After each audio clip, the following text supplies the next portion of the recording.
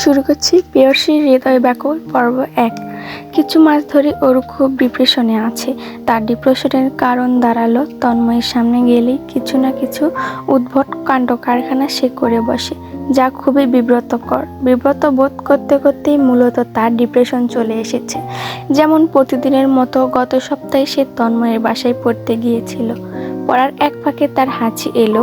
হাঁচি দিতে গিয়ে খেয়াল করলো হাঁচির সাথে সর্দি বেরিয়ে গিয়েছে। এমত অবস্থায় সে হাত আর নাক মুখ থেকে সরাতে পারছে না। লুকিয়ে ওড়না বা জামায় যে মুছবে তারও উপায় নেই। তন্ময় সামনেই বসে কফি খাচ্ছিল। বিষয়টি তন্ময়ের চোখে পৌঁছাতেই সে পেছন থেকে টিস্যু এগিয়ে দিল, তারপর কফি হাতে বেরিয়ে গেল। বিষণ্ণ মন নিয়ে নাক পরিষ্কার করা ওরুর জীবনে এমন বিব্রতকর পরিস্থিতি ইদানিং হয়ে চলেছে। যেমন পরশু তার টেস্ট ছিল, তন্ময় তাকে মনোযোগ সহকারে পড়াচ্ছিল। ওরুও মনোযোগ দিয়ে পড়ছে। তাদের মধ্যে খুব গুরুত্বপূর্ণ পড়ালেখা চলছে। এমন সময় ওরু শব্দ করে উঠল। এখন সেটা কিসের শব্দ ছিল তা বুঝতে বাকি নেই কারো। শব্দ শুনেও না শোনার ভান করে পড়িয়ে চলেছে তন্ময়। কিন্তু ওরু আর পড়তে পারল না। হন্তদন্ত ভঙ্গিতে বইপত্র গুছিয়ে বেরিয়ে পড়ল। সে যে বেরিয়েছে, লজ্জায় সে এখনও তন্ময়ের সামনে যেতে পারছে না। বাড়িতে সারাদিন থাকে, তখন তো এটা হয় না। তাহলে তন্ময়ের সামনে গেলেই কেন হবে? নির্লজ্জ শব্দ একটা। লজ্জায় হতভম্ব ওরু নিজের উপরেই চরম বিরক্ত। তাকে আবার বিরক্ত করতে চলে এসেছে দীপ্তর হাতে নিউজ পেপারের এক অংশে বড় করে সাবিহার ছবি দেওয়া হয়েছে। তন্ময়ের ছোট বোন সাবিহা একজন জার্নালিস্ট। তাকে পত্রিকায় দেখতে পাওয়া আসলে প্রশংসনীয়। আর্টিকেলটায় ছোট ছোট শব্দে প্রশংসা করা হয়েছে সাবিহার। দীপ্ত গলা পরিষ্কার করে উচ্চ স্বরে আর্টিকেল পড়তে শুরু করলো। সম্পূর্ণটা শুনে ওরু তার বোনের ওপর গর্বিত। ব্যাগে বইপত্র গুছিয়ে নিয়ে দীপ্তর সামনে এসে দাঁড়ালো। দীপ্তর হাত থেকে নিউজ পেপার নিয়ে নিজে কয়েকবার দেখলো। মাথা নষ্ট করা সুন্দরীকে বুক ভেঙে ফেলার যন্ত্র লাগছে একদম। আপুর এই ছবিটা কিন্তু আমার ভীষণ পছন্দের। আমারও তো পছন্দের।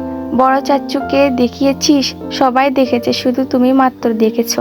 হুট করে ওরুর বিষণ্ণতা আবারও ফিরে এলো। যদি সে দীপ্তকে বলতে পারত তার বিষণ্ণ মনের কারণ, তাহলে হয়তো একটু মনে শান্তি পেত। তারপর ভাবলো, দীপ্ত ছোট হলেও ছেলে মানুষ। হেসে হেসে তাকে নিশ্চয় বলবে, ছি তুমি বায়ু দূষণ করে ফেললে, তাও তন্ময় ভাইয়ের সামনে। এখন তো ওরু লজ্জায় জিন্দা মরে যাবে। বিষণ্ণ মনকে শান্ত করে বলল, আকাশ ভাইয়া কোথায়? বেরিয়েছে? হ্যাঁ। আপুও বেরিয়েছে? হ্যাঁ। এই আপুকে ফোন করে বল আজ আমাদের ট্রিট দিতে।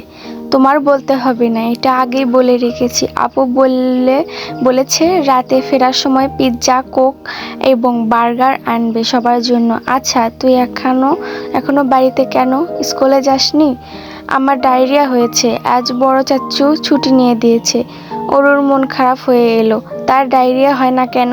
ডায়রিয়া হলে দীপ্তর মতো সেও রেস্ট নিতে পারত এই সুন্দর ওয়েদারে। আফসোস পেটে জমিয়ে ব্যাগ চেপে বেরিয়ে পড়ল কলেজের উদ্দেশ্যে। সাধারণত ড্রাইভার চাচা ওরুকে আর দীপ্তকে একসাথে স্কুলে দিয়ে আসে, কারণ তাদের স্কুল, কলেজ এবং ভার্সিটি একই সাথে। তবে মাঝে মধ্যে ওরু বাইসাইকেল করে কলেজ যেতে স্বাচ্ছন্দ্য অনুভব করে। যেমন আজ সে সাইকেল নিয়ে চলল। হুট করে তার আরেকটি বিব্রতকর পরিস্থিতি মনে পড়ল। মাসখানেক আগের ঘটনা। ওরু তন্ময়ের জন্য নিজে হাতে কফি করেছে এবং কফিটা ঠিক টি টেবিলের উপরে রেখেছিল। তন্ময় গোসল সেরে কফি নিয়ে ওরুর সামনে বসেছে। ওরুও পড়ার ফাঁকে ফাঁকে চুলগুলো আলতো করে গুছিয়ে নিচ্ছে। আশায় আছে কফির প্রশংসা শুনবে তন্ময়ের মুখ থেকে। তৎক্ষণাৎ মাথা তুলে খেয়াল করলো তন্ময়ের কফির মগে একটা বড় চুল, যেটা দেখে বোঝা যাচ্ছে তার মাথার। এই চুল দেখলে তন্ময় কফি আর খাবে না। এর জন্য সে দ্রুত চুলটা সরিয়ে ফেলতে চাইছে। বুদ্ধি করে এগিয়ে গেল তন্ময় সামনে। তন্ময় কফি মুখে নিয়েছে আর ওরু কফির মগ ধরেছে। ছোট মগ দুজনে ধরায় দুজনে একই মুহূর্তে আবার ছেড়ে দিয়েছে। গরম কফির মগ পড়ল তন্ময়ের গুপ্ত স্থানে।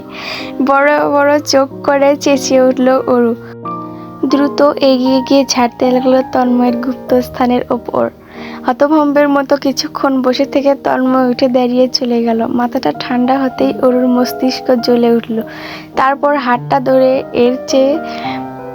সে চেয়ে রইল কিছুক্ষণ। তারপর হাতটি বিছানায় ফেলে নিঃশব্দে হাউমাউ করে কেঁদে উঠল। এটা কি তার ধরার মতো জায়গা? দুঃখে কষ্টে অরুর তারপর 1 সপ্তাহ পড়তে যায়নি। সেই লজ্জাজনক পরিস্থিতি মনে করে অরুর ডিপ্রেশন বেড়ে চলেছে। সাইকেল নিয়ে কলেজের ভেতর ঢুকে মার্জিকে দেখল। সে সাইকেল পার্ক করছে। ওর পাশে সাইকেল পার্ক করে বলল, ব্যাপার কি তোর? কলেজ আসলি না যে? ডায়রিয়া? আরে ভাই, আমাকে বাদে সবার ডায়রিয়া? ডায়রিয়া কি আমার সাথে শত্রুতা করেছে? দীপ্তরও ডায়রিয়া হয়েছে। তুই সেতে ডায়রিয়া চাইছিস? ফালতু মেয়ে। চাইবো না? ডায়রিয়া হলে যদি কলেজ মিস দেওয়া যায় তাহলে আমি সেটাই চাই। পাগল, জানিস সুমনা নতুন প্রেম করছে। কার সাথে? স্কুলের সহযোগী শিক্ষক মুবিন স্যারের সাথে। অরুণ নিশ্চুপ হয়ে গেল। সুমনা তার কাজিনকে নিয়ে কি কেউ গসিপ করে? হয়তো কেউ করে না, কিন্তু সে করার অবশ্য অনেক কারণ আছে। সুমনা আর তার কখনো বনে না। বনবে কিভাবে? সুমনার চলাফেরা তার চলাফেরায় আকাশ পাতাল তফাৎ। এই মেয়ে 2-1 দিন পর পর নতুন প্রেমে জড়ায়। ওর নামে কত খারাপ আলাপ আলোচনা শোনা যায়।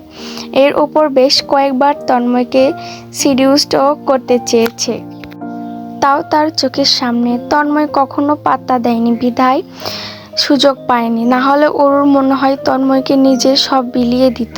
না চাইতেই পেছন থেকে কেউ তার নাম ধরে ডাকলো। ওর সঙ্গে মার্জিও পেছনে তাকালো। অয়ন সাদা শার্ট প্যান্ট, গলায় টাই ঝুলিয়ে কাঁধে ব্যাগ চেপে এগিয়ে আসছে। অয়ন তাদের সিনিয়র, অনার্স 2nd ইয়ারে এবার। আবার তাদের বাড়িরও পাশাপাশি, এক ছাদ থেকে অন্য ছাদে লাফিয়ে আসা যাবে এমন সিচুয়েশন। তাদের পরিবারের মধ্যেও বেশ সুন্দর একটা বন্ডিং আছে। মজার বিষয় হচ্ছে অয়নের পিছেও সুমনা পড়েছিল, কিন্তু অয়নের পাত্তা পায়নি। ওর হেসে তাকাতেই অয়ন বলল, ট্রিট কই? আমাকে বলে লাভ নেই অয়ন ভাইয়া, আপুকে গিয়ে বলতে হবে। জার্নালিস্ট সে, ছবি পত্রিকায় তার চেপেছে, পাকাপোক্তভাবে নিজেকে সেটেলও করে নিচ্ছে। আর তুমি আমার থেকে টিট চাও? তোর আপুকে বুঝি পাওয়া যায়? আজ তাড়াতাড়ি ফিরবে, টিট দিবে, ছাদে আমাদের আড্ডা হবে আজ। তোমাকে ইনভাইটেশন দিলাম, চলে আসিও। অয়নের চোখজোড়া জ্বলজ্বল করে উঠল। সত্যি? পাক্কা? তাহলে আমি কিন্তু চলে আসব। ঠিক এক্স্যাক্ট সময় বল। 9টা। আচ্ছা। অয়ন বন্ধুদের দিকে চলে গেল। যে তিনি আরেকবার সিউরিটি দিল সে কিন্তু চলে আসবে। অরু হেসে মাথা দুলালো।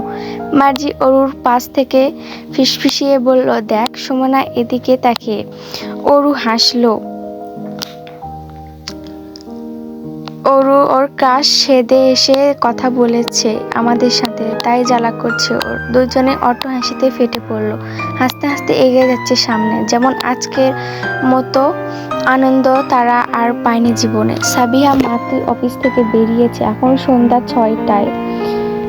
কিছু খেয়ে আবার অফিসে ঢুকবে। মূলত তাদের ব্রেক টাইম এখন। হেঁটে বাস স্ট্যান্ডের সামনে দাঁড়ালো। রাস্তা পার হয়ে ওপারে যাবে।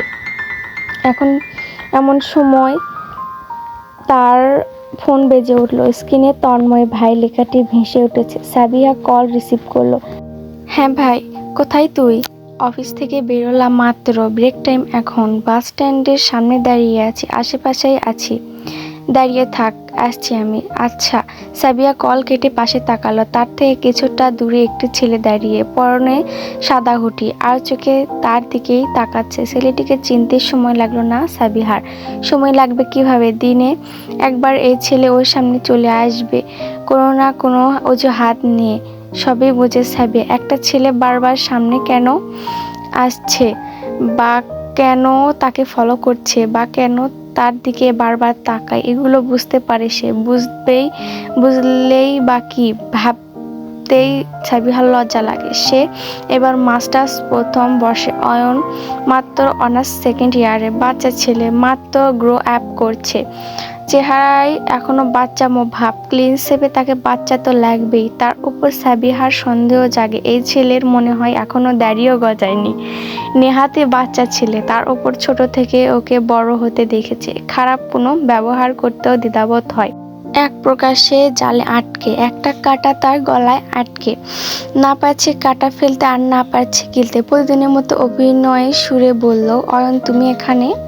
অয়ন ভদ্র ছেলের মতো এগিয়ে সামনে দাঁড়ালো। প্রত্যেকদিনের মতো মিথ্যা একটা বলে দিল, বন্ধুকে ড্রপ করতে এসেছিলাম। ও আচ্ছা, কংগ্রাচুলেশনস।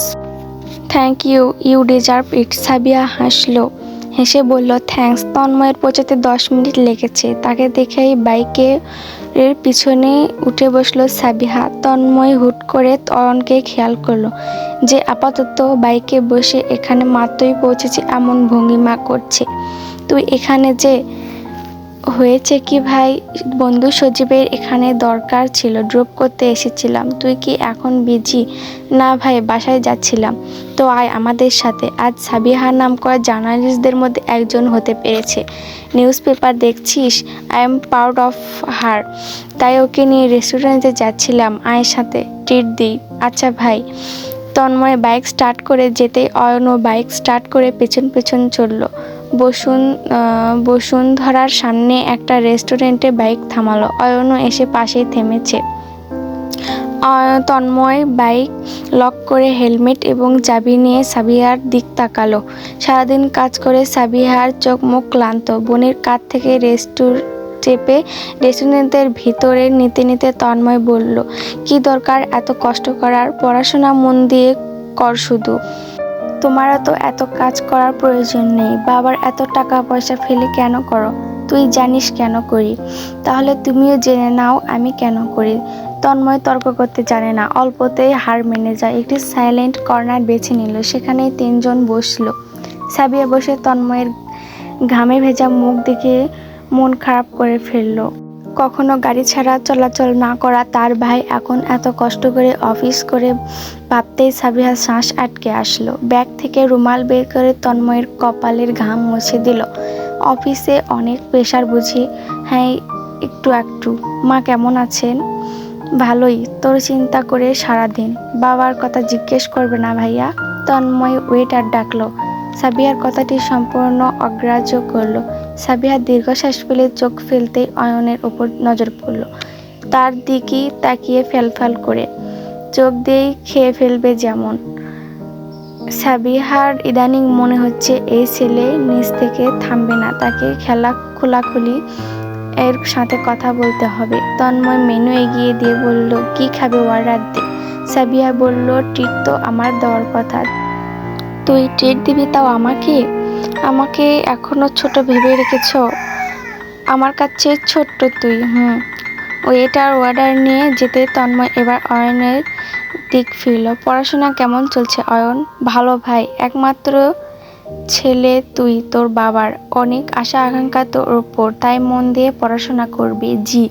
তা প্রেম টেম করছিস নাকি? না ভাই, একদম না। কেন, কাউকে ভালো লাগে না? ভালো তো লাগে। কাকে? আছে একজন, কিন্তু এগোনোর সাহস পাচ্ছি না। আজকাল প্রপোজ করতে সাহস লাগে নাকি? না, আমার পছন্দের মানুষ খুব রাগী স্বভাবের, যদি উল্টাপাল্টা রিয়াকশন করে। সাবিয়া কেসে উঠল। তন্ময় কথা বন্ধ করে 1 গ্লাস পানি এগিয়ে দিল। পানি খেয়ে নিজেকে শান্ত করে সাবিয়া টপিক ঘুরিয়ে বলে ফেলল,